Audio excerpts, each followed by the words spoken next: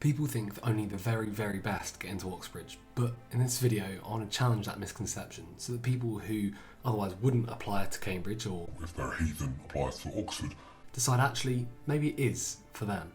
So if you settle in for the next 10 minutes, I'm going to offer a bit of research that I've compiled about getting into Oxbridge, and I'll also give you some tips that I think you can use. So I think a good starting point is to look at what's happened since COVID. And as you can tell from this graph here, this looks at the applicants for Cambridge since COVID. And you can see that after the spike of 2021, it started to gradually go down. And that trend looks like it's continued on into 2024 as well. So what this means is that after there was this massive build-up from COVID-19 when people didn't want to, when people couldn't apply, and there was this massive build-up of applicants, there's now been the release of this, and steadily we're returning to usual levels like we had before. It's not necessarily the same story with Oxford. As you can see from this table here, that the number of applicants has actually increased ever so slightly.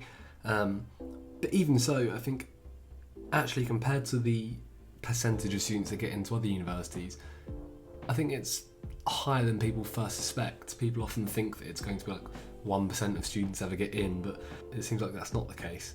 And the other thing I'd like to point out is this is from The Economist. They said that every year the number of state-educated pupils getting Oxbridge places has risen. The number gaining admission from private schools has fallen.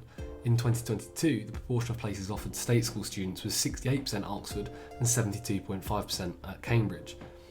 So that data would suggest that unless your name is Tarquin, actually they're trying to encourage people who haven't had this incredibly wealthy background and trying to see if they can get into Oxbridge based on their own personal ability rather than the resources they were able to mobilise.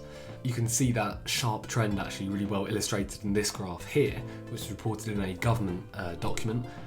And you'll notice that there was a general rise since 1970, but only actually since 2017, 2018 has there been this massive rise in the number of state school students being admitted into Oxbridge.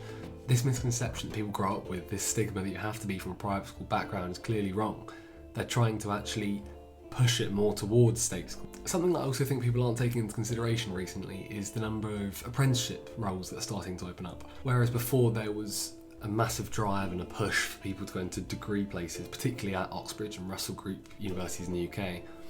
As of lately, there's a massive push to get these degree apprenticeships in, which means that actually directly applying to some of the top universities, I think, over the next few years may start to tail off, and you'll notice that instead of everybody going to university, it being 50% of the population or something ridiculous, I wouldn't be surprised if you noticed that actually it starts to go down where people start to turn their attention instead to apprenticeships. So even so, when there are fewer people applying, it's still very competitive, there's no doubt about that. So how can you stand out? Well, I think one of the things that really helped me in my application was using an essay competition. Now, I'm not particularly good at essays, in fact I'd say I'm quite terrible at them, but as someone going into veterinary science, I needed to find out a way of showing that I was good at the course without taking veterinary science A-level, which isn't a thing. And the best way I thought of doing that, rather than doing an EPQ and having to spend 4 months putting something together, is actually I decided to do an essay competition. I searched up online vet med essay, and I found several competitions I could enter. When I found one that I thought was particularly prominent at the time, and one that seemed to be relevant to topics in veterinary medicine, it was about antimicrobial resistance. Putting some effort into the essay not only prepared me for interviews when they inevitably asked me about antibiotic resistance, but it also showed that I was interested in the course and that I was good at applying scientific knowledge to essays, which isn't necessarily shown in other courses. I think doing that same thing for whatever course you're thinking of applying to will be of great advantage to you. You're getting a head start on everyone else. If you're trying to apply for law at university and you can't take law as an A-level, then by doing an essay competition, you're immediately ahead of 80% of people who haven't shown they're good at law specifically as an academic subject. This is what Oxbridge is all about. They look at supercurriculars far more than extracurriculars. The difference being that extracurriculars are stuff that you can do that's non-academic. You can do something like football maybe as your extracurricular, or you do drama. But the supercurriculars are taking something academic that's beyond your course. You may have been told in your A-level course that you only need to know about these 3 enzymes that are involved in digestion.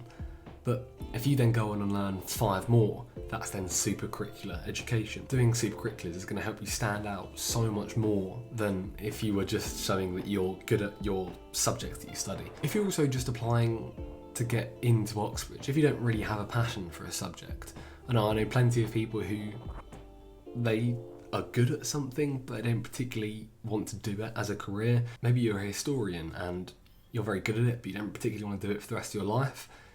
In that case, maybe going to Oxford for history is something you could do and can consider because you're very good at it.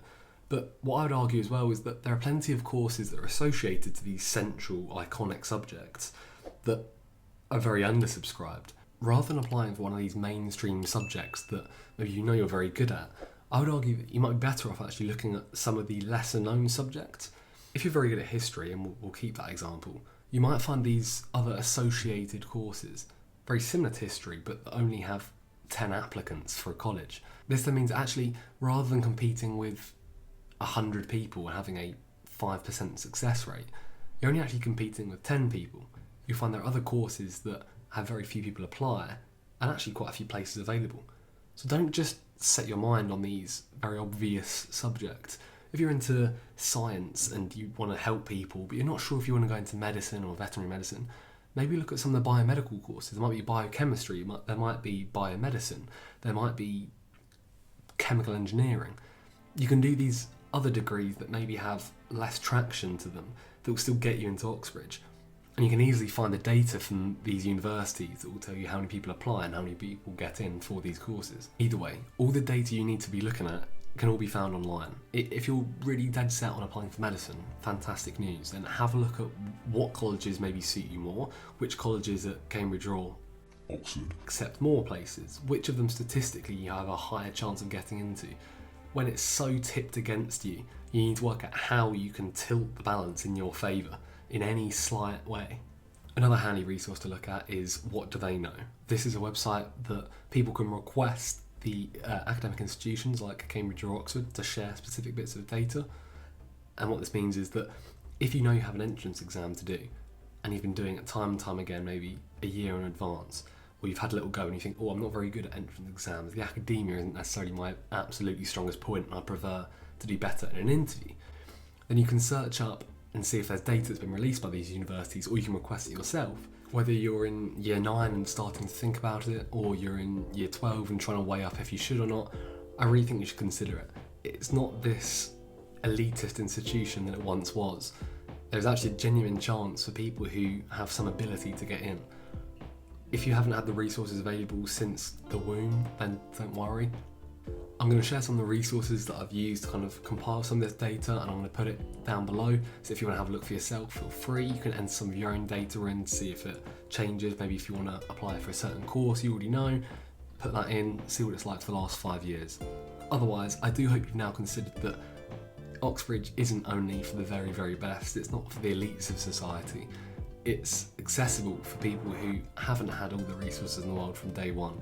And I do hope you strongly consider it and maybe give it a go one day.